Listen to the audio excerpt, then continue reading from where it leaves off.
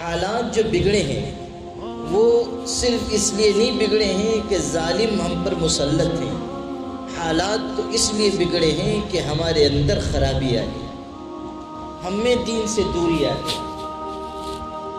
اسی حج کے موقع پر میں نے دیکھا کہ مزدلفہ میں جس رات کے بارے میں علماء کی یہ وضاحت ہے کہ وہ رات شب قدر سے بھی زیادہ افضل ہے، شاید آپ کو سن کر یہ حیرت ہو۔ یہ آپ نے سنا ہوگا کہ شب قدر سب سے افضل رات ہے، لیکن علماء نے یہ بات لکھی ہے کہ جو لوگ مزدلفہ میں حج کے موقع پر حاضر ہوتے ہیں، 9 ذی الحجہ گزر کر جو رات آتی ہے وہ مزدلفہ میں گزاری جاتی ہے۔ عرفات سے حج کرنے والے مزدلفہ جاتے ہیں، رات وہاں قیام کرتے ہیں، صرف ایک رات کا قیام ہے، وہ رات شب قدر سے زیادہ افضل قرار دی گئی، شب جمعہ سے زیادہ افضل،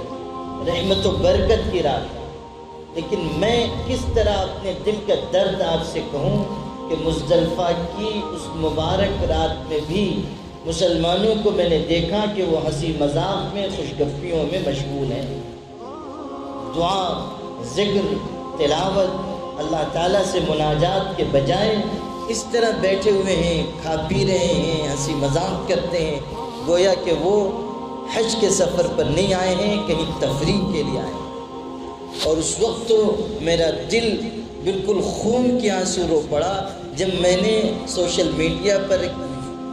ایک ویڈیو دیکھی کہ چند نوجوان مسلمان احرام کی حالت میں مزدلفہ میں بیٹھے ہوئے ہیں اور وہ 4 جوان اکٹھا ہو کر تاش کے پتے لے کر تاش کھیل رہے ہیں۔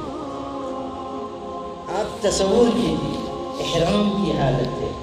شب قدر سے زیادہ مبارک رات ہے، کس مقام پر ہیں اور کن لوگوں کے درمیان ہیں، عازمین حج کا مجمع ہے، اور اس کے بیچ میں بیٹھ کر پتے کھیل رہے ہیں، تاش کھیل رہے ہیں۔ ہم پر جو حالات آئے ہیں ہمیں اس کا اقرار کرنا چاہیے کہ ہماری غلط کاری اور ہمارے دین